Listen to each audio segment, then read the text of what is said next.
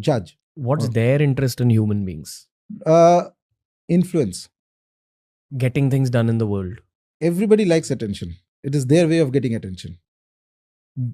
Possibly also because they're confined to that one place. That is there, but also it's like spreading your Power. or influence. So if you have power, how do you know that you have power? Unless you execute it, you don't know you have power. So it is their nature to cause these kind of disturbances if you are unfortunate enough to be in their vicinity or enter into that zone and remain unprotected. So one thing that I picked up from this whole Pishacha conversation is that angle of influence.